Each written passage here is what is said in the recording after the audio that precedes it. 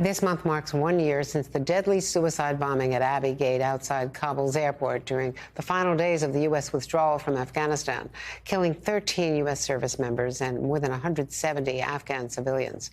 In the years since, Afghans who worked for the U.S. and are eligible for U.S. visas have been under death threat from the Taliban.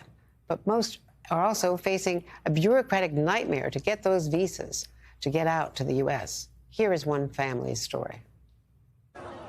Searing images of Afghans desperate to escape in the final days of the withdrawal, people clinging to the wheels of a C-17 on the runway at Kabul airport. Then the suicide bombing at the Abbey Gate, killing 13 U.S. troops, 11 Marines, a soldier and a sailor. Also dead, 170 Afghan civilians.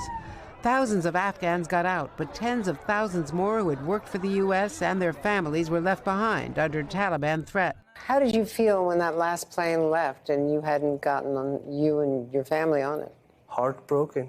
We're hiding his face because a man the troops called Frank still has relatives back home, where he worked as a military and State Department translator for 12 years, was eligible for a special visa and had a State Department badge. When I got to the airport, I showed my passport, I showed my badge. They didn't accept.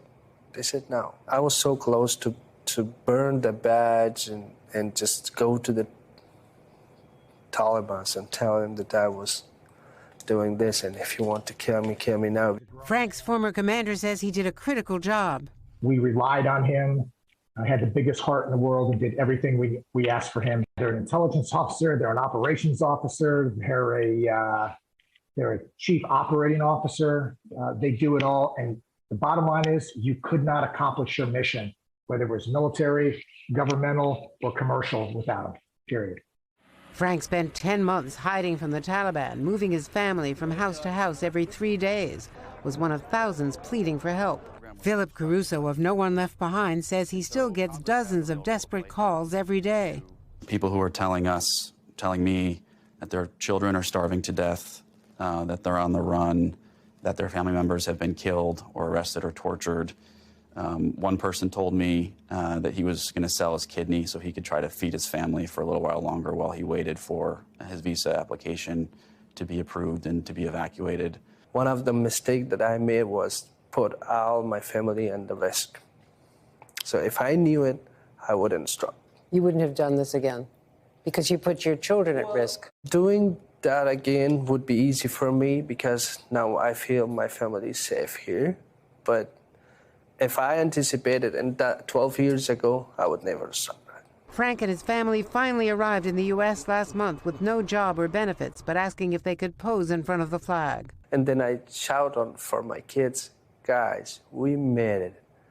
And now it's time. If you want to cry, if you want to shout, it's time to do that. 160,000 Afghans who worked for the U.S. and their families who are eligible for visas to come here are still stranded trying to get out of Afghanistan.